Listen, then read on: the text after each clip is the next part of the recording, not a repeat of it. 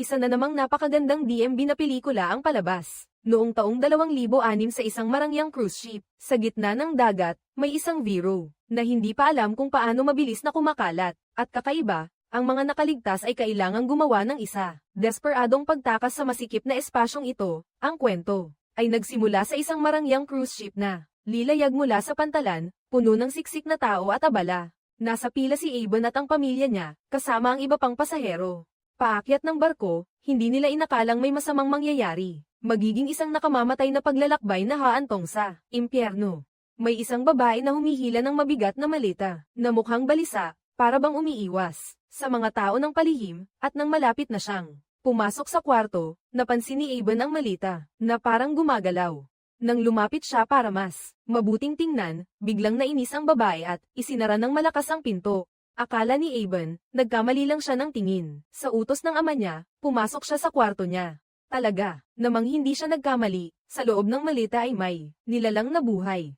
Makalipas ang ilang sandali, nagising si Avon mula sa pagkakahimatay at nalaman niyang nasa cruise ship pala siya papuntang Finlandia. Umiiyak ang bata at sinabi, "Nanay, gusto ko nang umuwi. Pangako ko, di na ako tatakbo kung saan-saan." Pero si Edith, biglang lamambat ang puso, marahan niyang inilapag ang pampatulog sa kama at sa pagkakataong ito, hindi na niya papatulugin ang anak niya. Sa halip, itinali pa niya ang kamay at paa nito, para hindi na makawala.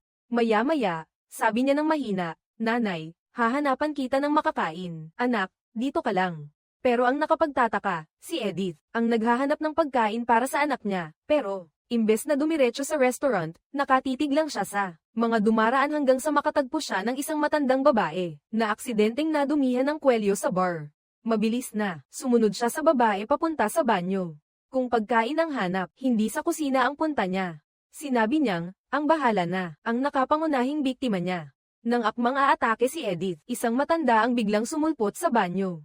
Bukod pa roon, nasaksihan din niya ang pagkalito ng matanda, at agad siyang tumakbo para tulungan, dahil sa alak, ang brandy ang pinakamabisang panlinis. Hindi nagtagal, nagtawanan ng dalawa habang palabas ng banyo. Nakahinga, nang maluwag si Edith. Mukhang kailangan lang niyang baguhin ang target niya. Hindi niya akalain, pagkapatong ng paa niya sa loob, ang anak niyang si Walter ay nakawala na sa pagkakatali at nakatakas mula sa gapos. Makalipas ang ilang sandali, may isang dancer na dumaan sa pasilyo. Nang marinig ang mahina at paos na daing, sinundan niya ang tunog at pagpasok sa kwarto, nakita niya ang lubid at karayom ng pampatulog sa kama ng lalaki. Sa instinct, akala niya ay may nangyaring krimen. Papatawag na sana siya ng mga gwardya sa barko, pero hindi niya inasahan na biglang sisiga sa kanya ang bata. Mismong sa gulat niya, ang aktor ay bumulong ng mahina habang ang buong katawan ay biglang tumilapon paatros. Si Walter ay naihampas ng malakas sa sahig at agad na nawalan ng malay. Ang lalaki, natakot na baka makagawa siya ng krimen, kaya hindi na niya pinigil at tinawag ang bata para agad magising. Pero ang sumunod, biglang nagmulat si Walter, nang walang anumang babala. Tila, may lumabas pang dalawang pangil na kasing tigas ng bakal. At habang naghahanap pa rin ng makakain si Edith sa bawat lugar, ngayon ang napuntirya niya ay isang lasing na babae na nag-iisang umaalog-alog sa kalasingan. Nagkunwaring nagmamalasakit si Edith at ay nalalayan. Ang babae pabalik sa kwarto niya, at sa eksenang ito, nakuha rin niya ang loob ng isang security guard sa barko. Ang mahalaga, wala talagang panahon si Pia ngayon para makialam, dahil may isang lasing na pasahero na kailangang asikasuhin niya. Matagal pa bago niya makuha ang ebidensya ng krimen ng kalaban. At ang kalaban niya mismo ay si Dan, ang mang-aawit ng banda sa barko. Dati siyang sikat, pero ngayon laos na siya at paminsan-minsay, nang aasar o nang aapi ng pasahero. Pero sa mga empleyado, sa barko, halos walang pumapansin sa kanya. At lalo siyang naiinis sa kantang. Matagal na niyang ginugol ang magdamag para isulat, at gusto niyang itanghal, kasama ang dalagang inaasam niya. Pero ang resulta, ay tinanggihan siya ng walang pag-aalinlangan, at ang dahilan ay, sobrang pangit ng kanyang obra.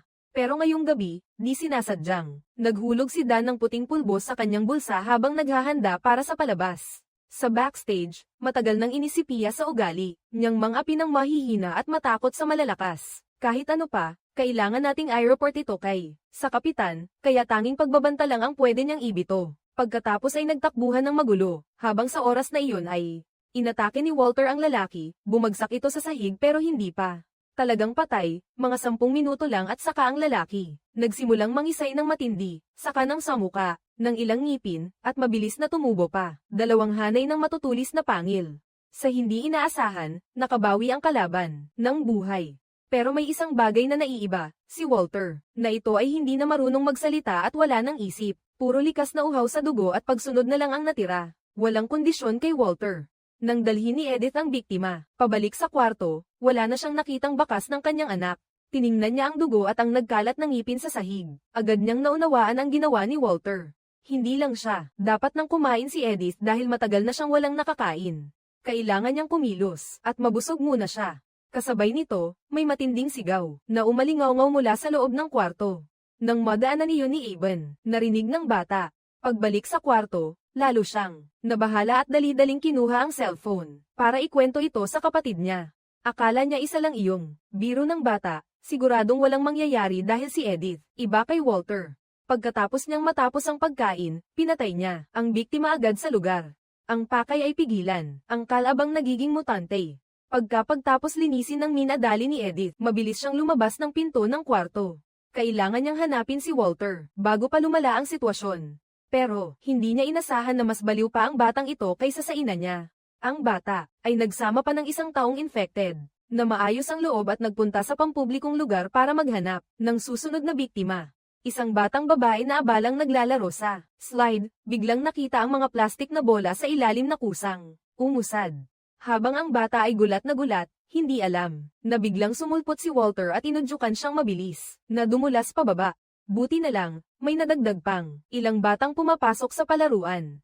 Ginamit ng babae ang pagkakataon na iyon para sumunod sa lalaki at mabilis na umalis. Lumitaw ang anino ng lalaking mang-aawit sa gitna ng mga plastik na bola. Mukhang bigo ang plano ng paningil ng kanilang dalawa. Sa kawalan ng magawa, nagpatuloy lang si Walter sa paghahanap ng biktima sa loob ng bata. Naiintindihan ng malinaw na nagsisimula palang kumalat ang biro ng todo. Kaya hindi pwedeng masyadong mag-ingay o magdulot ng gulo at takot, panik. Kaya ang tanging pwede lang niyang gawin ay lapitan ang mga nag-iisang tao na nandito pa. Si Edith ay naghahanap din ng bakas ng anak niya sa lahat ng sulok. Minsan pa nga, sinusundan niya ang amoy sa kahabaan ng pasilyo. Sayang lang, sa bawat pagkakataon ay mas napapahuli pa siya. Lalo lang nababahala si Edith, kaya hindi na siya nakapagpigil at pumunta sa front desk para humingi ng tulong. Mabait namang sinabi ng staff na siguradong mahahanap nila ang bata, pero kailangan munang magpakita ng papeles, ng pagkakakilanlan at numero ng kwarto. Pagkarinig nito, nagbago ang mukha ni Edith at agad siyang umalis nang hindi na lumingon. Hindi niya gustong mabunyag ang pagkakakilanlan niya. Samantalang si Walter, ayaw niyang malaman ng iba, na siya ang nasa likod nito. Sa panig naman ng lalaking mang-aawit, dahil hindi siya napakain, nagsimula na siyang bumagal. Si Walter alam niyang hindi na pwedeng ipagpatuloy pa ang paghabol. Lumingon siya sa tamang oras at nakita ang isang pasaherong nag-iisang nakatayo sa deck ng barko, at ang lalaki na iyon ay napansin din sa larawan na nakatingin si Walter. Sa kanya nang nakakatakot ang tingin, habang siya ay namangha. Paglingon niya, nandoon na ang lalaking mang-aawit sa likuran. Ang nakakakilabot na sigaw ay umalingaw sa deck, pero ang infected ay hindi pa tapos kumain. Pinutol na ni Walter ang pagkain niya dahil may mga pasaherong dumaraan. Malapit lang doon, kaya napilitan ang dalawa na lumipat ng lugar para maghanap uli ng mapagkukunan dito. Ang bata, na si Eben, samantala ang lasing niyang ama ay mahimbing na natutulog. Lumabas mag-isa sa kwarto. Ang akala niya, susunod ang kapatid niya pagkatapos. Nang matanggap niya ang mensahe na naghihintay si Eben sa barko, ay inisip niyang sobra lang sa horror movie si Eben. Kaya laging pinakamasama ang naiisip sa bawat pangyayari. Ang resulta, pagkaputol ng usapan ay mula sa malayo, ay may kakaibang ingay na umabot sa kanila kaya pareho silang napatingin sa direksyong iyon.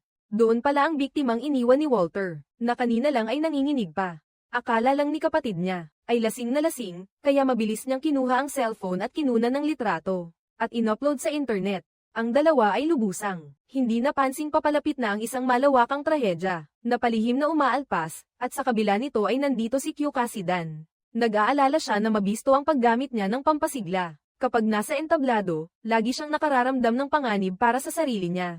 Mabilis na bawiin ang kanyang composure, saka siya huminga pa ng ilang ulit. Huminga ng malalim, magtiis, at ipinagpatuloy ang pagtatanghal. Pero, habang nagpapahinga sa gitna ng biyahe, lumapit si Pia at nagbigay ng babala. Iniulat na niya ito sa kapitan ng barko para makapaghanda. Handa siyang i-proseso anumang oras. Muli na naman siyang nagbanta. Tumalikod siya at umalis, pero lalo lang siyang nanigas sa loob. Sino ba ang hindi matatakot sa ganito? Pinipigilan lang niya ang takot niya sa loob. Muli siyang tumakbo pabalik sa silid, nagdagdag pa ng ilang linya. Totoong lampas na ito sa kaya niyang tiisin. Hindi na kinaya ng katawan niya habang nasa entablado. Biglang bumuhos ng malakas ang dugo mula sa ilong niya. Si Quater ay naghanap ng biktima sa ilalim ng entablado. Doon lalong kinabahan ng aktor, nagpatuloy sa sayaw kahit ano paman. Pag-akyat nilang lahat sa entablado sa susunod na sandali, agad. Nagpalakpakan ng itim na mga manonood sa ibaba, at hindi lang iyon. Hindi lang sila pumihil, marami pang ang tao. Kinuha ang mga telepono at kinunan hanggang sa mamanhid ang mga daliri ni Dan. Naputol na ang lahat nang lumitaw na lang ang mga security ng barko. Huli na ang lahat. Sa tulong ng ilan, saka lang nila napigilan ng pilit, ang mga rebelde. Nanginginig ang katawan nila sa takot, nang makita niya ang mga manonood, inisip lang niyang masisira ang lahat sa ibaba ng entablado. Hindi niya napigilan ang sarili at nagmura ng mahina. Araw-araw, umaarte siya na parang isang talunan. Kaya napagtanto niyang sana ay ganoon na lang ang wakas para sa kanya. Malapit nang lumubog ang kupas na barkong ito. Lahat ng narito, at si Walter sa kabila, pagkarinig nito, nagniningning ng kakaiba ang mga mata niya. Nang makita niya ang anyo ng kanyang ina, saka lang siya. Dumaan sa gulo at takot, tumakas sila mula sa bar. Ang seguridad sa bahaging ito ay, napansin niyang may mali sa kalagayan ng aktor at mananayaw. Hindi pa rin maayos matapos ikulong ang kabilang panig sa hiwalay na silid. Nanatiling tahimik, parang wala talagang pakialam. Hindi siya mukhang karaniwang marahas na tao, pero nagpa siya si Pia na i-report ito. Sa kapitan niya ito ipinaalam, habang sa kabila ay tumatakas si Walter. Pero nabarahan pa rin siya ni Edith at hinarap niya ang ina niya ng direkta. Tinanong niya kung bakit kailangan pa niyang sumunod sa mga lumang tuntunin. Kung gusto ng mga girang na iyon na habulin siya, diretsong labanan na lang. Sa huli, si V, kumalat na rin ang impeksyon. Nang makita niya ang mga nalaglag ng ngipin, sa sahig, napansin ni Edith na may isa pang dumating sa barko. Ang bagong bisitang nahawahan ni Walter ay gustong samantalahin ang pagkakataong ito. Tumakas, pero mabilis siyang naabutan ng kanyang ina. Pinagsabihan niya ang anak niya na agad napigilan ang pagkalat, kung hindi, pareho silang mamamatay. Ngunit ni isang salita, hindi nakinig si Walter. Matagal na siyang nabuhay sa ilalim ng kontrol ng kanyang ina. Sa mahabang panahon, labis na siyang napagod at nagsawa. Sa warped na pag-iisip ni Walter, kailangan lang na mawala ang buong lahi ng tao para tunay na maging malaya. Nang makita niyang hindi nakikinig ang anak niya sa payo, sa huli ay naubos na rin ang pasensya ni Edith at agad siyang itinusok ang siring ng pampatulog. Pagkatapos noon, biglang sumigaw si Walter, kaya nagulat ang mga pasaherong nasa paligid sa narinig. Agad silang tumakbo papunta kay Edith. Wala na silang ibang magawa kundi umiwas at lisanin ang lugar ng palihim. Samantala, si Walter ay nakakuha ng tulong mula sa mga masigasig na tao at dinala siya sa silid ng seguridad. Doon niya hinarap ang pagtatanong ni Pia at nagsinungaling siya. Sinabi niyang madalas siyang sinasaktan ng kanyang ina. Nagmadaling lumabas si Pia para mangalap ng impormasyon tungkol kay Edith, pero isang kisap mata lang, nang tumalikod siya, ang batang si Walter ay biglang naglaho ng walang bakas. Hindi nagtagal, bumalik si Walter sa bar muli, at dito, sa gitna ng dagsa ng tao at malabong ilaw, kahit saan. Dumaan ang bata sa mga pasahero at ang tanging naramdaman niya ay, parang natusok siya ng karayom. Mukhang isa itong malaking pagkalat ng impeksyon na hindi na matatakasan. At sa bar counter na hindi kalayuan doon, si Dan ay umiinom. Nang matapos niya ang huling baso. Pagkatapos, tumayo siya at pasuray-suray na naglakad. Pabalik sa silid niya nang hindi napapansin si Walter. Tahimik siyang sumusunod sa likuran. Pero kakadating lang ni Dan. Sa kwarto niya, pakiramdam niya biglang nanlambot ang buong katawan niya. Nasok ang dugo ng malakas, pati ngipin niya. Nagsimula rin siyang manginig. Bigla siyang nakaramdam ng hingal, at bumibigat ang buong katawan niya. Nagsimula na rin siyang mangisay, parang napagtanto niyang hindi na siya tatagal pa ng matagal. Kumikit siya, bumagsak ng paaba, at isang luha ang pamatak habang humihingal siya. Sa dilim, may nakita siyang isang anino. Ang maliit na anyo ay palihim na palapit ng palapit. Hindi alam kung gaano nakatagal nang bigla nang iminulat ni Black ang mga mata niya. Muli siyang nagmistulang isa sa mga nahawa. Sa ibang sakit, may tumubong matutulis na mga ngipin. Pero nakagawa si Walter ng isang biglaang pasya. Akala mo, isinubo niya ang sarili niyang dugo sa bibig ni Black. Makalipas ang ilang sandali, namutla pa rin ang mga mata ni Black. Nabawi niya ang liwanag at parang nagkamalay ulit. Naging mas mataas na uri ng nilalang na siya, hindi ba? At hindi lang basta ganoon, handa rin siya ni Walter ng mga Sariwang masarap na pagkain. Kakatapos lang magbago ni Dan, kaya wala na siyang alinlangan at sumugod kaagad matapos makalampag ang kalaban. Busog na siya, at doon nagsimulang magpakilala si Walter. Sinabi niyang kabilang siya sa pinakamatandang lahi sa mundo, at si Dan ngayon ay parang kaysa niya. Kaya niyang mabuhay ng walang hanggan at may kakayahang gumaling sa sarili. Ang tanging kailangan niya ay sipsipin ang dugo ng itim na biktima na puno ng hiwaga.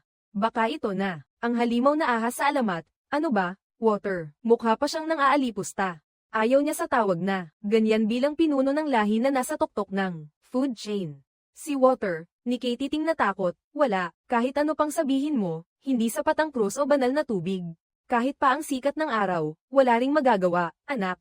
Talagang hindi maunawaan ni Walter kung bakit ang nanay niya ay takot sa mga tao at sa mga bigo. Umabot pa siya sa ganito, gusto niyang ipakita sa nanay niya ng malinaw kung gaano kain na talaga ang mga tao.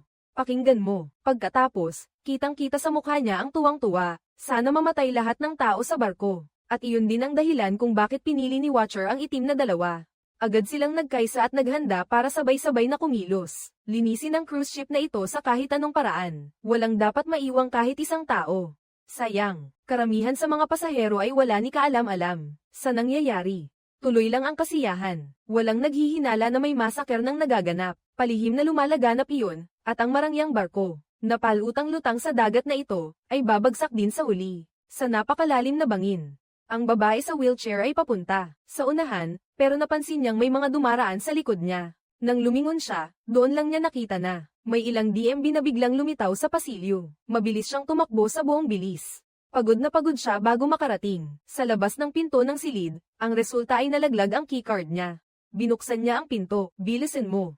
Napilitan ang babae na simulan ng pagtalilis. Tumakbo ulit siya, pero iyon na ang simula ng trahedya niya. At iyon pa lang ang simula ng buong sakuna sa barko. Ang cruise ship ay malapit ng maging puok ng mga DMB. At ang pinagmulan ng lahat, kailangang magsimula sa batang. Ito na hindi malinaw ang pinagmulan. Talagang ginamit nito ang sariling dugo, para makalikha ng isang nilalang na pwedeng ipantapat sa mga vampira. Nagsanib puwersa ang dalawa para planuhing patayin ang lahat ng tao sa barko. Unang hakbang ng plano ay wasakin ang communication tower sa barko. Matagal nang kumakanta dito si Dan, pwede nang sabihin. Kabisa na niya ang sitwasyon sa barko, parang palad ng kanyang kamay. Mabilis ang lahat, pero may nakadiskubre na ang telepono niya ay tuluyang walang signal. Hindi lang iyon, pati sa control room, masamang balita rin ang dumating. Naputol na ang lahat ng koneksyon nila sa baybayin. Sa madaling sabi, naging kulungan na ang barkong ito, nakahiwalay sa labas na mundo. Pero, paglabas nila para magsiyasat, sila naman ay sinalubong ni Black at ni Walter na parehong ngiting-ngiting. Nagtuon ang isip ng kapitan sa pag-aayos ng communication system. Sa una, hindi niya napansin ang magkasintahan, na hindi inimbitahan pero dumating pa rin. Hanggang sa si Black ang direktang, nang agaw ng sombrero ng kapitan, ibinaba iyon, at isinuot sa ulo niya. Walter, noon lang napansin ng kapitan na may mali, hindi maganda ang lahat. Ang ibang pasahero, wala ni ideya na, ang barkong ito ay matagal nang nasakop ni Eben, at sila lang ang nag-uusap sa deck nang biglang makita ang pangalang Lasenggo na bumagsak sa may sulok ng pader kanina. Sumunod lang sila, sa instinct at kumuha ulit ng litrato, pero, bigla nilang nakita si Edith na mismong hamatak palayo sa taong iyon. Habang mas iniisip ni Eben, lalo siyang kinabahan. Naalala niya noong, sumakay siya, sa mismong malita ng babaeng ito, ay may lamang buhay na nilalang. Hindi niya inakalang sa pagkakataong ito, mas, matapang pa si Edith, at diretsong binali ang leeg ng lasing na lalaki. Walang sino mang mabilis na nakatapon sa kanya sa dagat dahil sa pangalan. Lasing iyon, siya mismo ang biktimang sinipsip ni Walter. Dugo ang tanging paraan para pigilan ang pagkalat ng Vero, napilitan si Edith. Ang pagharap sa mga mababang antas na nahawa ay si Edith lang ang may sagot. Kapag kumikilos, kailangan niyang umiwas at magpakita ng bilis, ayaw niyang mabagal ang lahat. Malayo pa rin sa bilis ng pagkalat ng espesyal na Vero. Nasa bar na punong-puno sa ganito, nakakaubos ng loob. Parang bambang may orasan iyon, pwedeng sumabog anumang oras. Pwede itong pumutok anumang oras sa pasilyong ito na kumikislap na parang ilusyon. Si ate, suot ang kumikinang na damit, natanggap ang order, at handa nang magserbisyo sa mismong lugar, pero pagdating pa lang niya, naghahanap siya ng customer room, isang magandang katrabaho. Nadaanan niya ito, hindi inaasahan ang susunod na sandali, na ilayo si Pia papasok sa kwarto, lalo lang niyang inisip at lalo siyang kinabahan. Hindi maganda ang pakiramdam niya kaya agad siyang tumakbo sa reception para humingi ng saklolo. pero hindi rin niya malinaw na nakita ang nangyari. Alin ba ang room? Ang utos kay Pia ay makakasama lang niya. Ang mga katrabaho ay naghiwa-hiwalay sa paghahanap. Ako ang pupunta sa kaliwa. Kailangan mong pumunta sa kaliwa kahit kumatok ka na sa pinto. Sunod-sunod ang nilaibat nilang mga kwarto pero wala silang nakitang kahit anong senyales. Nang kakaiba, biglang mula sa damit ng katrabaho. Sumigaw ng tulong, mabilis na tumakbo si Pia at saka, pagkindat niya, nakita na niya ang marka ng dugo sa frame ng pinto. Ngayon, tuluyan nang wala sa sarili ang katrabaho na iyon. Dahan-dahan siyang naglakas loob, itinulak ang pinto at pumasok sa silid. Umalingaw-ngaw ang nakakakilabot na sigaw sa buong pasilyo, nanigas si Pia. Tumakbo palabas mula sa service room, hawak ang rescue rod. Biglang sumugod muli si Pia at ang lalaking puno ng sugat. Dumiretso ang dugo papunta sa opisina sa loob ng wardrobe. Hindi na niya makontak ang kahit sinong katrabaho. Pati signal ng telepono naputol ng tuluyan. Mahirap intindihin, pagkatapos niyang pilitin ang sarili na kalmayan. Bumalik si Pia sa lalaking aktor na minsang nanggulo sa bar. Ngayon, pumasok ang hepe ng seguridad sa opisina niya at nagmamadaling sinabi ang lahat ng nadaanan niyang natuklasan kasama ang lalaking iyon ang isang pasahero. Nakagat at napatay ang katrabaho, tapos siya pa ang inatake. Parang baliw, dahil nagdepensa lang daw siya kaya siya pumatay. May dugo siya rito, pero ang hepe ng seguridad ay hindi naniwala sa panig niya. Sabi ni Pia, kahit ano pa ang sabihin niya, gusto pa rin niyang magsiyasat, at napansin din ng mga kasama ang isang bagay na hindi maganda. Nariyan pa sina Ate Aben, at silang dalawa ay tahimik, na bumalik sa sulok kung saan nakita ang lasing na lalaki. Sa una, akala nila ay dugo lang at mga ngiping natanggal. Pero ngayon, ang kaibigan ni Ate na nakasuot ng makulay na damit ay pumasok sa silid na may mukhang tulala, at nakita ni Ate ang kagat sa likod niya noong una. Akala pa nila ay nakaharap lang sila sa isang pasaherong masungit. Nang makita nilang pati ang ka-roommate ay biglang napigilan ang sarili niyang kamay, nagulantang si Ate at tumakbo palabas. Mula sa silid, mabuti na lang at ang bagong kaibigan ay nakagat lang. At hindi pa tuluyang nagiging halimaw, kaya nakaligtas lang siya. Ngunit pagkatapos ng insidenteng ito, mas dumalas pa ang mga atake sa mga tao sa cruise ship araw-araw. Sa siksik ang restaurant, biglang umalingaw-ngaw ang isang gulong-gulo, pala ay isang staff member, na nakagat ng iba at napinsala sa paraang hindi maipaliwanag. Ang sugat ay nakakatakot, at agad itong napansin ng lahat. May hindi tama, kaya sumunod sila. Sa instinct, kinandado nila ang pinto ng restaurant, ang resulta ay sandaling. Pagkatapos, ilang nahawa ang dumiretso papasok. Noon, sa CCTV, muling napansin ni Pia. Ang kakaiba, malinaw na patay na ang katrabaho. Pero bigla itong tumayo ng alanganin at lumabas ng silid, pakiramdam niya ay parang nanlalamig hanggang buto, at napansin niya ang anino ni Andy na lumitaw sa pasilyo, at lalo pa niyang itinulak pabalik ang katrabaho sa room de seguridad.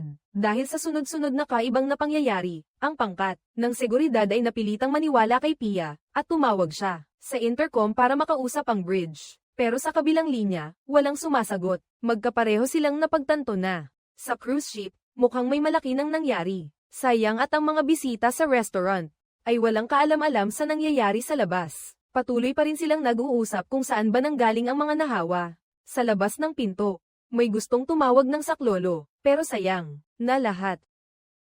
Walang signal ang mga cellphone ngayon. Napansin din ni Pia sa camera ng pagbabantay ang isang kakaiba sa restoran. May dalawang gwardya na biglang dumaan sa may pinto ng restoran ang supervisor. Pero noong gusto na niyang magbabala, huli na. Sila isang iglap lang, nilusob na sila ng mga nahawa. Na nakabara sa pinto umalingaw-ngaw ang mga sigaw na nakapanlulumong. Pagbalik sa loob ng restoran, natigilan ang mga bisita.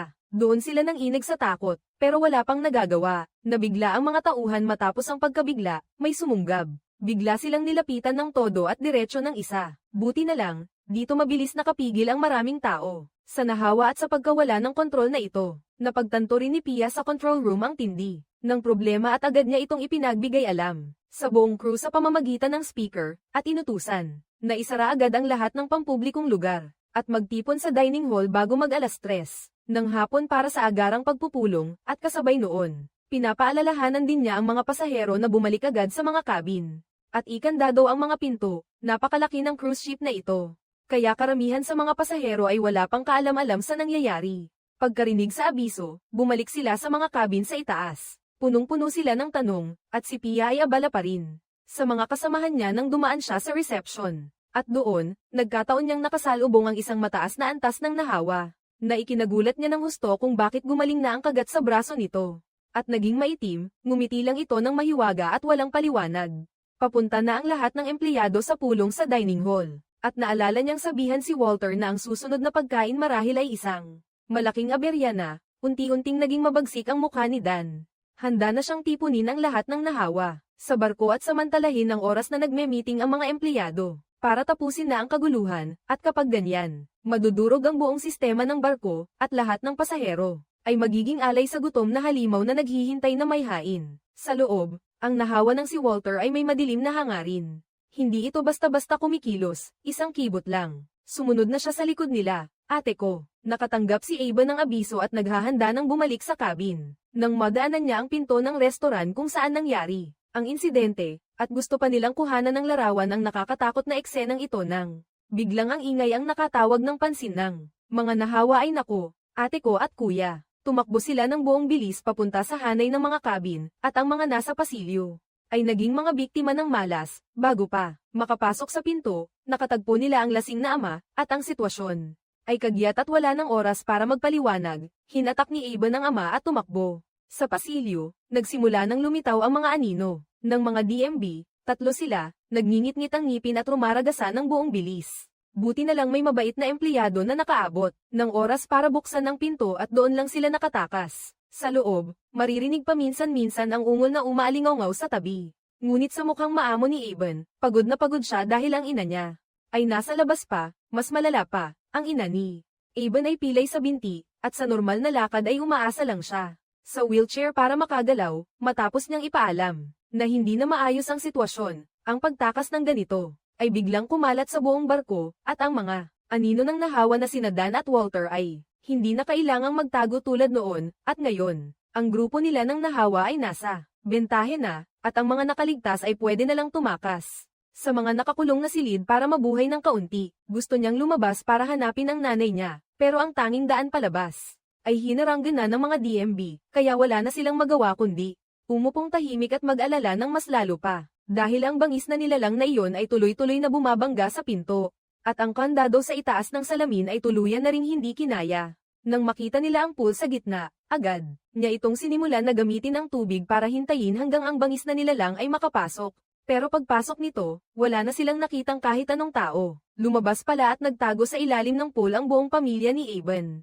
Bigla, sa isang sulok, umalingaw-ngaw ang tunog ng cellphone ng taong nahawa, at mabilis itong sumugod para sunggaban ng empleyado na nagtatago sa likod ng counter. Pero ang grupo ni Evan ay hindi nagkalakas loob na tumulong at mabilis na nakaalis ng palihim, habang ang mga pasaherong naipit sa restoran ay pinatibay na ang nahawa na doon. Ang sakit na nawala sa kontrol noon, bumalik na naman, pero hindi nila alam kung paano kumakalat ang virus ay may mga taong buong pusong nag-aalaga sa mahal na bisita na nakagat. Buti na lang, lahat ng nahawa sa malaking pinto ay dinala na sa dilim, kaya mag-ingat ang mga turista at huwag kampante lumabas pagkatapos makumpirmang ligtas ang pasilyo. May nagmungkahi na agad tumakbo pabalik sa kwarto, pero habang nag-aalinlangan pa ang dalawang matanda, ang mahal na bisita na nakagat ay bigla na lang nagkasakit sa loob ng restoran. Agad naging magulo, lahat naghanap ng ligtas na labasan, pero sumulpot ang isang lalaki sa dulo. Pagkatapos siyang dakmain ng nahawa, ang tanging magagawa ay ubusin ang lakas para maisara ang malaking pinto, para makalabas ng mabilis ang iba mula sa restoran. Mabilis na tumakbo ang dalawang matanda papunta sa mga kwarto na nasa magkabilang dulo ng pasilyo, at napakaraming bagahe ang nakaharang. Mahirap isipin kung ano ang nangyari noon, nang dumating silang dalawa sa lobby ng elevator at biglang may nakita silang batang nakayukyok sa kanto ng pader, at sumunod ang matanda. Sa likas na hilig niya, lumapit at sinubukang pakalmayan ito. Huwag kang matakot. Pero hindi nila inasahan na ang nasa harap nila ay nahawahan na pala. Buti na lang malapit lang ang kwarto nilang dalawa, kaya dali-daling binuksan nila ang pinto, at nakatakas mula sa habulan ng nahawa. Sa oras na iyon, halos lahat ng buhay pang mga empleyado sa barko ay nagtipon na sa kainan para magpulong. Sayang, ang kapitan, ang taong may pinakamataas na posisyon, ay hindi pa rin makita, pati ang chief ng seguridad. Hindi rin alam kung saan napunta si Pia, at hindi na sila makakaisip ng ibang paraan kundi siya ang humarap at magpaliwanag ng kasalukuyang sitwasyon. Sa lahat, tungkol sa virus na maaaring magdulot ng matinding pagkasira ng isip at mabilis na pagkalat. Bukod pa sa pinagmulan ng pangyayaring ito, ang pinakamahalaga sa ngayon ay kung paano sila makakaligtas sa krisis. Sa gitna ng gulo, nagmamadaling pumunta roon ang hepe ng seguridad. At doon niya nalaman na kagagaling lang pala niya sa tulay ng barko. Sayang, nakaharang na ang malaking pinto dahil sa mga gamit at walang sumasagot sa loob, kaya mukhang hindi na sila makakaasa pa sa kapitan. Napakabigat ng pakiramdam sa loob ng kwarto, at ang sitwasyon ay mas malala pa kaysa sa inaakala, parang isang sandali, kahit ang hepe ng seguridad ay hindi rin makapagsalita. Si Pia naman, basag ang boses habang humakbang. Sa huli ay nakaisip din ng isang paraan, na medyo maaasahan, nanawagan siya sa lahat sa safety base. Subukan ninyong humanap ng mga kagamitang pangkomunikasyon na pwedeng gamitin. Kahit isa lang, basta makatawag ng tulong mula sa labas. Lahat ay may pag-asa pa, pati si Pia at ang grupo. Nang hepe ay maghahanap ng paraan papunta sa tulay ng barko. Kailangan nilang patayin ang autopilot, kung hindi, diretso ang cruise ship sa daungan at doon, tapos na ang lahat. Sa insidenteng iyon, nakahalo si Edith sa karamihan at tahimik na minamasdan ang lahat. Ang totoo, mas lalo siyang nag-aalala sa pagpigil, sa pagkalat ng Vero, pero sa kasamaang palad, hindi pa rin. Ito binabanggit ni Pia, at nang ang lahat, ay naghahandang magkanya-kanya ng pagkilos, biglang bumukas ang pinto ng kainan. At naitulak pabukas, at lumalabas na sinusundan pala sila ni Edith. Dumating na sa kusinero ang hukbo ng mga nahawa. Hindi pa kailanman nakita ang ganoong bangungot ng mga buhay na patay. Tumakbo palabas ang kutsilyo sa kusina at sumugod sa isang nahawa. Sinipa ang tiyan nito, sinalo ang tubo, at isang malakas na hampas pa. Pero, ang mga nahawa, parang mababangis na hayop, diretso kung sumalakay. Sa lahat ng tao. Sa sitwasyong iyon, pantay lang sila sa bilang. Talagang hindi nila kayang kalabanin ang hukbo ng mga buhay na patay. Napatunayan agad ang malalang resulta, at si Dan ay tinamaan, at si Pia ay agad na paupo sa lupa. Binuksan niya ang bibig na puno ng ngipin ng walang pag-aalinlangan at kumagit. Biglang napaisip siya, ang kalaban na iyon ay hindi basta-basta matatalo. Sa harap nito, napangiti siya ng malupit, hanggang sa manginig ang buong katawan, pero sa mismong sandaling iyon, biglang si Edith ay sumugod mula sa likuran at sinipa siya diretso. Inakala niyang inudyukan na ni Dan ang anak niya, kaya kung hindi kalaban, paano niya magagawa ang ganoong kasamaan? Ganoon. Pero iginiit ni Dan na ang lahat ng ito ay dahil pinilit ni Edith na maging ganito si Walter. Sa pagkakataong iyon, habang nakikipagtalo pa ang kabilang panig, biglang nagwala si Dan. At matindi ang naging pagtutol niya nang pasya nang tapusin siya. Kasunod ay umalingaw-ngaw ang sigaw ng babala ng katabing panig. Napagtanto ni Walter na hindi pa rin tinalikuran ng bata ang kanyang ina. Paika-ika na lang na lumayo si Dan, may bigat sa loob. Sa wakas, nag-usap ng harapan ang mag-ina. Sa pag-amin niya ngayon, doon palang naunawaan ni Edith na matagal na pala. Protektahan niya ng sobra si Walter, pero may dahilan siya. Dahil alam niyang mabuti sa puso niya ang mundong ito. Gaano pa ba kalala ang panganib ng mga makinang pandigma? Ang modernong iyon ay hindi talaga para sa mga tulad nila. Kayang lumaban ng mga laman at dugo nila kung hindi. Dahil hindi na naglagda ang matatanda sa angkan ng mga sinaunang tuntunin para malinaw sa bawat miyembro na hindi dapat isapubliko ang tunay nilang pagkatao sa loob ng maraming taon. Ang palaipat-lipat na paglipat ng bahay ni Edith ay para lang pigilan ang iba na matuklasan ang sikreto ng kanilang immortal na lahi. Pero ngayon, sobrang naghimagsik na si Walter. Mariin niyang sinasabing hindi kayang tiisin ng mahina at makataong loob ang suntok ng katotohanan. Gusto niyang sa aktwal na aksyon matikman nila, na may nakikita pa ring liwanag ang nanay niya sa dulo. Naroon sa malayo ang itim na barko ng pasahero, nakatitig lang sa dilim. Sa gitna ng galit at takot, napagtanto niya kung sino ang tunay na may-ari. Hindi pala kasing lakas ng akala niya ang Walter niya. Ang lihim na paghihimagsik sa loob ay ngayoy tuluyang sumibol. Wala nang tali kay Edith ang mga nakaligtas. Sa barko, haharap sila sa pagsubok ng pagtataguyod ng buhay. Sa impyernong ito, ang mga pasahero ay agad na naisip, ang sumakay sa lifeboat para tumakas, bitbit ang sariling buhay. Kaya kalimutan na ang mga bagahe, pero ngayon, habang mabilis ang takbo ng cruise ship, ang unang lifeboat, na puno ng mga pasaherong kakababa pa lang, ay nilamon ng alon at nilubog ng dagat. Ang ibang pasahero ay naghahanda ng tumakbo agad. Pawis na pawis ang marami, at may ilan pang nagsimulang magreklamo, bakit may ganitong malaking sakuna, bakit walang kahit isang tauhan, pero hindi nila alam na ang mga tauhan. Sa kantina ay dumaan lang sa matinding bakbakan. Ang mga natirang buhay na tauhan ay litong-lito rin, hindi maunawaan kung bakit kusa na lang umaalis ang mga nahawahan. Si Pia ay iniahon mula sa lupa, pero may napansin siyang ilang kakaibang tingin na hindi niya maipaliwanag, parang may kagat ang leeg niya. Sugatan siya, hindi magtatagal, magbabago na rin ang kapitan. Tahimik ding yumuko ang security guard, may iniingatan sa palad. May gasgas din si Pia. Dati niyang gustong patayin ang auto-drive mode. Pero ngayon, sa isang tao na lang niya pwedeng ipasa ang tungkulin. Kasama niyang si Kali, kakaalis lang ng mga tao hindi pa nagtatagal. Hindi na napigil ni Pia ang uhaw niya. Sa sariwang dugo, kaya dali-dali niyang kinuha ang rehas. Itinali niya ang sarili sa railing. Kahit magbago pa siya mamaya, hindi siya makakasakit sa inosenteng tao. Samantala, si Kali at ang kapitan sa kabila ay mabilis na. Umusad papunta sa bridge, pero pagdating nila sa harap ng control room, nakita nilang wasak na ang control panel. Kahit ang kapitan ay naging infected na rin. Ngayon, gusto niyang patigilin ang cruise ship. Ang tanging paraan ay pilitin at patayin ang mga makina, pero nasa ilalim iyon ng barko. Gusto niyang batasin iyon para makalapit, parang imposible na. Pero si Edith ngayon ay matigas pa rin. Lumalaban at binubuwag ang mga infected habang dumadaan siya sa kantina. Nang nagkataong makita niya si Pia na malapit ng magbago. Hindi siya basta kumilos laban dito, kundi pinutol niya ang sariling pulso at inialay ang dugo niya sa kabilang panig. At napagtanto rin ni Socorro na sa isang tao lang hindi sapat. Walang katiyakang sarili, hindi niya talaga mapipigilan ang pagkalat ng virus. Kailangan niya ng tulong para mailigtas si Pia. Saka lang masosolusyonan ang mas malaki pang layunin nila. Magkamukha ang dalawang ito kung gusto nilang tapusin ang matinding gulo. Pagkatapos magbago si Pa at maging infected na, naging mas mataas na uri at nabawi pa ang malay niya. Panahon na para magpasalamat ka sa akin. At siya naman, bigla, siyang gumamit ng lakas para baliin ang hinlalaki ni Pia at mabilis na nakawala sa posas. Pagkatapos, dali-dali silang nagtungo sa hall. Sabi ni Edith, kung mabilis kang maglabas ng dugo, makakatulong iyon sa susunod na galaw. Pero si Pia, likas na mabait, hindi niya malampasan ang hadlang sa sarili niyang isip. Kailangan niya ng dugo, pero sa mismong oras na iyon may isang taong babaeng nagtutulak ng kariton na puno ng mahahalagang gamit ang dumaan. Nang makita ni Pia na nakauniforme ito, siya ay nang asar ng mapait, bakit hindi mo nalang protektahan ang sarili mo? Sa oras na ito, wala nang dapat alalahanin si Pia. Wala nang pag-aalinlangan, handa nang sumugod sa kalaban. Pero matapos niyang sumipsip ng dugo sa loob, hindi pa rin naiwasan ni Pia ang kaunting pagsisisi, di ba? Gusto niyang maging mabangis na halimaw na uhaw sa dugo, pero may kakaiba namang pananaw si Edith. Pakiramdam niya ay sila ang lahi, na may mas mataas na antas, parang mga leon na gutom at laging nakaabang.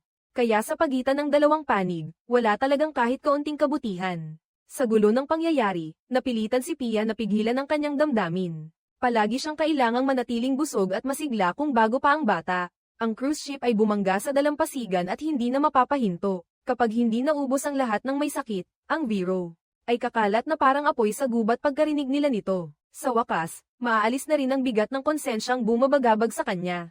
Nang pumunta si Edith sa bulwagan para ayusin ang mga may sakit, pero mabilis niyang pinigilan ang paglapit ng mga infected na iyon, isang iglap.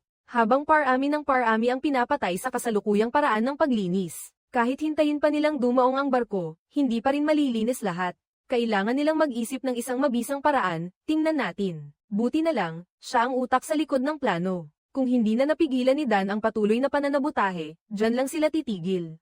Ang halimaw sa entablado ay nagbalik tanaw sa nakaraan noong, sandali, Winter, bilisan mo papunta sa lobby. Paalalahanan si Dan na ituloy ang planong paglipol sa lahi. Pero hindi inasahan ni Dan ang biglang pagngit-ngit nito, halatang may dala pa rin siyang galit sa usaping iyon. Patawarin niyo po ang nanay ko noon, sa harap ng itim na mga mata. Saan ba galing si Walter at sinuwi niya ang unang pangako? Dapat lang na bumalik siya sa yakap ng nanay niya at magpatuloy na maging isang masunerang bata, hindi yung isa pang pasaway na bata. Si Ava nang humahagulgol at gustong bumalik sa tuluyan para hanapin ang tao. Nawasak na ang nanay, at pati ang kapitan at si Kali ay kailangan ding pumunta sa makina sa ibabang bahagi ng barko para patayin ang makina, kaya, sumang-ayon ang lahat na bumuo ng team at sabay-sabay silang umalis ng maingat. Pumunta sila sa kantin at balak kumuha ng ilang sandata para protektahan ang sarili, pero hindi inaasahan ng security captain na biglang yuko ang tao. Sa ibaba, pilit niyang pinakalma ang lahat at sinabi sa mga tao na bilisan ang trabaho, at hindi na rin nagtagal ang iba sa paghahanap ng ilang sandatang pwede nilang gamitin sa istante, pero hindi. Napansin ang sugat na palalim ng palalim at namumula sa kanyang braso. Natuklasan ni Kali na may nakasabit na isang lumang teleponong landline sa pader. Matapos ibigay ni Avon ang numero ng silid, sinubukan niya itong tawagan ulit at hindi niya inakalang may sumagot talaga. Sa kabilang linya, si nanay, si Avon, pilit niyang pinipigil ang emosyon sa dibdib habang tinitiyak na kalmado si nanay. Sa kwarto, huwag kayong tumakbo ng kung saan-saan. Hintayin ninyong patayin ng kapitan ang motor, at agad silang susando roon, pero hindi niya alam kung bakit. Nang hawakan ng lasenggong ama ang telepono, sa kabilang linya, ay agad itong ibinaba. Nang matapos mag-ayos ang lahat, at handa nang umalis, nakita nilang nakayuko ang kapitan, na may mukhang puno ng sakit. Si Kali ang unang bumunot agad. Nang baril at tinutukan ng kapitan, alam niyang ang pagbabagong anyo ay bagay lang, na mauuna o mahuhuli, kaya kinuha niya ang card mula sa control room, para maibigay kay Kali ang susunod, at doon lang nila pwedeng iwan ang kalaban para matapos ang misyon. Pagkaalis ng lahat, umakyat ang kapitan sa network ng barko at kusa siyang nagpasya, natapusin ang sarili niyang buhay. Buti na lang, hindi iyon ginawa ni Kali. Nadismaya ang lahat, pero itinuloy niya ang pag-akay sa mga kasama para makalusot sa lahat ng harang. Sa wakas, nakapasok din sila sa control room, at nakita ni Aben agad ang buton sa ibabaw ng mesa. Pagkapindot niya roon, unti-unting nawala ang dagandong ng makina. At sa huli, naibaba nila ang buong sistema ng propulsion ng cruise ship. Ang kumikislap na mga ilaw sa labas ng barko ay agad ding namatay. Napagtanto agad ni Dan Tranbong na may mali, at kabaligtaran pa ang ekspresyon sa kanyang mukha. Nagliwanag si Pia sa tuwa. Huminto na ang cruise ship, at ang mga nakaligtas ay pwede nang sumakay sa lifeboat at makaalis. Pero si Edith ay puno pa rin ng pag-aalala. Nag-aalala siya na ang mga infected ay sasakay rin sa lifeboat at aalis. Ang pinakamabuti, ngayon ay sunugin ang buong cruise ship, para pati ang mga infected ay maging abo. Pero naisip ni Thea na sobrang baliw ang ideyang ito. Alam niyang sa barko ay may daan-daan pang nakaligtas. Pero si Edith ay matigas pa rin at ipinilit ang plano niya. Kaya nang tapos, na niyang ilabas ang lahat ng infected sa deck, sa kanya ginamit ang gasolina para sunugin ang buong cruise ship. Hindi pumayag si Pia, at sinabi na ang kalaban ay pwedeng magkunwari lang. Binigyan nila ng pagkakataon ng isa't isa, at pagkatapos ay naghiwalay ng kilos. Si Pia ay binalot, ayusin mula sa deck sa taas, si Edith ay tatanggo sa ibaba hanggang magkita sila sa gitna. Ngunit si Pia ay hindi pumunta sa mga nahawaan kundi sa control room upang ipagbigay alam sa ilang nakaligtas na sumakay sa mga lifeboat. Tatakasin ni Edith ang ibabang palapag ngunit napagtanto niyang nalinlang siya. Pero ngayon wala nang panahon para magalit. Nagdesisyon siyang ipagpatuloy ang plano niyang sunugin ang barko. Ginamit muna ni Edith ang gamot upang ipatulog ang isang tao bago niya pinutol ang pulso ng kalaban. Sinamantala ang amoy ng sariwang dugo upang akitin ang lahat ng mga nahawaan sa paligid.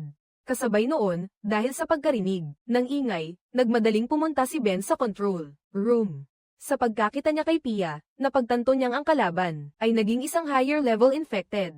Agad na inihayag ni Pia ang plano ni Edith na sunugin ang barko. Inakala niya, natutulong sa kanya si Ben, ngunit hindi niya inaasahan, na tinalikuran siya ni Ben. At ang pagbabago ni Dan ay hindi pa kompleto. Ang mga higher level infected ay lahat may kakayahang magpagaling ng mabilis, maliban kung sila ay patuloy na masusunog. Sa totoo lang hindi sila mamamatay. Nararamdaman niya ngayon ang plano ni Edith na sunugin ang barko, na napapanahon pala. Kailangan lang nilang patayin ang mga ordinaryong infected para hindi sila mapansin ng lipunan. Sa gayon, si Ben ay maaaring tahimik na bumalik sa lupa upang unti-unting tuparin ang kanyang mga ambisyon. Ngunit si Pia ay nakulong sa storage room. Napakasama ng sitwasyon, lalo na nang patayin ni Ben ang fire suppression system. Ang mga higher level infected na ito ay tiyak na mamamatay kapag patuloy na nasusunog. Samantala, ang grupo ni Aben ay nagtagumpay. Napatayin ang makina, ngunit hindi nila alam ang sakunang paparating. Naghanda na silang bumalik sa evacuation area ng bigla, ngunit isang infected na lalaki ang lumapit. Ang ama ni Aben ay, ayon sa instinct, itinulak ang kanyang anak na babae sa harap niya. Sa kabutihang palad, sa kritikal na sandaling iyon, ang matandang babae na may puting buhok ay nakialam. Dahil dito, naiwasan ang trahedya. Hindi rin inaasahan ng lahat na ang ama ni Aben ay kabilang pala sa mga may ganitong pag-uugali. Nakasulat sa mukha ng ama ni Aben na wala na siyang mukhang may haharap pa. Nagdesisyon siya na tahimik na umalis. Ngunit ang natitirang mga tao ay may mga mahal sa buhay na kailangan hanapin. Hindi sila nagkasundo sa aksyon. Sa huli, lahat ay napunta sa kanya-kanya. Si Aben lang ang determinado na hanapin ang kanyang ina matapos bumalik sa evacuation area. Doon, aksidenteng napansin niya ang isang kakaibang phenomenon. Tila ang mga infected dito ay nakakarinig ng isang tawag at nagpupunta sa isang direksyon. Kahit si Walter, na nasa loob ng kwarto, ay nakaramdam ng kakaiba. Gayunpaman, hindi nila mahulaan kung bakit. Ito pala ay si Edith na, gumagamit ng dugo ng mga buhay upang iliga ang lahat ng mga nahawaan patungo sa parking lot sa ibaba. Sa kanyang puso, matagal na niyang planado ito. Ang paghahanda dito ay nagdagdag pa ng gasolinang mula sa mga sasakyan. Tiyak na, maaaring masunog ang buong cruise ship, naghihintay lamang, na magtipon ang lahat ng infected sa isang lugar. Si Edith ay lumabas mula sa sasakyan, nagtatanggal ng mga tangke ng gasolina. Mabilis, na ibinuhos sa paligid, naghihintay hanggang sa maubos ang laman ng gasolina. Bumalik siya sa sasakyan at kumuha ng isang lumang album. Tumingin siya sa inosenteng ngiti ni Walter noong maliit pa siya, at hindi na malayang tumulo ang kanyang luha. Lumitaw si Walter, sa tabi niya nang hindi niya namamalayan. Matapos maranasan ang pagtataksil ni Dan, nag-isip siya ng matagal. Sa huli, ay natanto niya kung gaano kadaling magbago ang ugali ng tao, at naintindihan niya rin ang matagal ng pinahirapan ng kanyang ina. Ngayon, gusto na lang niyang humingi ng kapatawaran mula kay Edith. Umiiyak si Edith nang walang tigil na tumatango. Sa totoo lang, matagal na siyang nagsawa sa mundong ito. Lalo na ayaw na niyang patuloy na gayahin ang kanyang anak. Naisip niya ang buhay na pagtatago at pagtakbo. Pinilit niyang yakapin si Walter. Sa puntong ito, hindi na makakilos si Edith. Direkta niyang binuksan ang lighter sa kanyang kamay. Ang nagliliyab na apoy ay mabilis na kumalat sa isang iglap ni Lamon. Ang lahat, kasabay ng malakas na pagsabog. Sa buong barko, lahat ay nakaramdam ng pagyanig. Samantala, sina Avon at ang kanyang kapatid sa kabilang banda, ay sa wakas ay nakauwi sa kanilang kwarto. Nakapanlulumo, ang kanilang ina ay nakahandusay, sa dagat ng dugo. Nalaman pala na ang kalaban ay nasugatan na, ng matagal. Nag-aalala sila na ang kanilang ina ay, nagbabago na at malapit ng hilahin pati ang kanilang nakababatang kapatid. Pero, hindi nito inasahan ang biglang pagharang ng infected na ama sa pinto. Ngunit, ito pala ay isang komplikadong setup na nilikha niya. Si Pia ay naroon lang para sa kanya, walang paraan para pigilan. Hindi alam kung kailan pa naging zombie si Fuong. Sinikap nilang sumugod at isarado ang pinto sa buong lakas. Hindi nila inaasahan na sa sandaling iyon ay nabuksan na ang pinto ng silid. Nasipa nito ulit ang nakakatakot na mukha ng ama. Muling lumitaw si Avon, habang hakbang-hakbang siyang pinipiga ng ama. Sa sulok, gusto siyang tulungan ng ate pero hinarang siya. Isang bigwas ang tumulak sa kanya pababa sa mismong kritikal na sandali. Nang nanginginig na ang ina at malapit ng magbago, bigla siyang tumayo. Nagising siya at ginamit ang natitirang lakas at talino. Napabagsak niya ang ama na parabang iyon na ang huling laban. Para iligtas ang anak niya, at ang pagsabog kanina rin ang nagdulot. Malapit sa reception si Collie at napansin niyang hindi na normal ang sitwasyon. Agad siyang nag-abiso sa pamamagitan ng walkie-talkie para paalalahanan ang lahat. At agad na umalis ang lifeboat sa isang iglap. Iniwan ang mga pasaherong nagtatago sa pinto at nanginginig sa takot. Tumakbo sila palabas dahil nagsisimula ng mapuno ng usok ang pasilyo. Siguradong hindi na magtatagal at aabot na rito ang malaking apoy. Nakulong si Pia sa bodega nang marinig niya ang abiso. Naalala niyang may bangkay pa sa reception ng kanyang katrabaho, kaya agad siyang nag-walkie-talkie. Tumawag para iulat ang sitwasyon. Sa wakas, nakausap niya si Collie na nakaupo sa reception. Alam niyang naipit si Pia kaya wala siyang inaksayang oras. Bilis niyang tumakbo papunta doon, pero bago pa niya mabuksan ang pinto, naalala niya. Minsan nang nakagat si Pia ng isang nahawa, pero ngayon ay normal pa rin ang boses niya. Hindi nagbabago, at kumakalat na ang apoy. Kailangan nating lumikas agad ang mga pasahero, Collie. At tuloy pa rin niyang binubuksan ang pinto ng silid matapos makawala. Agad na nagsimulang ayusin ni Pia ang paglikas ng mga pasahero. Ngayon ay kumalat na ang malaking apoy hanggang sa ikalawang palapag. Lahat ng mga nakaligtas ay pinagsama-sama. Sa deck ng barko, pumila sila rito para sumakay sa lifeboat, at di nagtagal ay dumating din sina Avon. Sa lugar na iyon, isa-isang lumitaw ang mga pamilyar na mukha. Sa tulong ni Collie, mabilis na nakasakay ang lahat sa lifeboat, pero sa pagkakataong iyon, nakita ng babaeng kapansin-pansin ang suot. May kumislap na itim sa gitna ng mga tao at gustong sumakay sa lifeboat, at doon mismo ay ibinunyag niya ang panlilinlang ng lalaking iyon na nakaitim, at gusto pang magpaliwanag na iba siya sa ibang nahawa. Hindi inaasahan ni Pia na mula sa gitna ng mga tao ay lalabas siya ngayon. Wala na siyang pakialam sa pagtatago at kinuha agad ang babaeng kapansin-pansin ang suot at ginawa niyang bihag si Pia. Bigla niyang sinabi, akala mo ba may pakialam pa ako sa buhay ng ibang tao, at naintindihan agad ng lalaking itim. Kaya ibinagsak niya si Pia at tumakbo mag-isa para makaligtas. Sabi ni Pia, ang iba ay sumakay na sa unahan. At susundan ko ang direksyong itim ang tinutungo. Takbuhan mo ang panahong ito, dahil hindi na babalik ang payapang araw. Biglang sumiklab mula sa dilim, at pareho silang nahulog sa bangin. Nanginginig sa tamang sandali, tumakbo si Kali at ibinato ang sandata. Nasalo ito ni Pia at agad niyang inundayan ng suntok. Sa lalaking nakaitim, nang bumagsak ang kalaban sa lupa, agad siyang sumugod at binali ang leeg ng mataas na antas na nahawang ito. Sa huli, nakuha rin niya ang nakakatakot na kapalaran na, habang lalong naglalagablab ang apoy, ang lifeboat ay isa pa ring naghihintay sa kanilang dalawa, at naisip ni Pia ang sariling kapalaran bilang isang nahawa, kaya nagpasya siyang manatili at ilibing kasama ng cruise ship, ngunit sa matinding pakiusap ng mga kasamahan, sa huli ay sumakay pa rin siya. Ang lifeboat ay dumaan sa isang gabing bangungot. Sa huli, nakaligtas sila sa panganib at lahat ay hindi mapigil ang matuwa at napaluha sa sobrang saya. Habang papaliwanag ang langit, dumating din ang helicopter ng rescue, ang cruise ship, pero ang krisis nila ay talagang nalutas na ba? Pagdating pa lang sa PR at namutla ang mga mata sa isang kalapit na isla, kung saan nangyari ang insidente, may isang taong habang naglalakad. Ang asong nilalakad ay nakadiskubre ng bangkay na inanod ng alon. Dumampi sa pampang at nang lapitan ay nadiskubre nilang ang pinakaimportanteng pangyayari ay ang batang babaeng nahawa sa barko ng turista, at ibig sabihin nito ay sako na rin. Ang Vero ay hindi basta mawawala kasabay ng paglubog ng cruise ship na ito. Iyon ang buong nilalaman ng pelikulang ito tungkol sa dagwang barko, mga kaibigan. Gaano ba ito kahusay sa score na 10? Ano ang rating ninyo sa pelikula? Ilang puntos kaya ito? Mag-iwan ng komento sa ibaba para malaman namin. Salamat sa inyo sa pagsubaybay. Paalam at magkita tayong muli.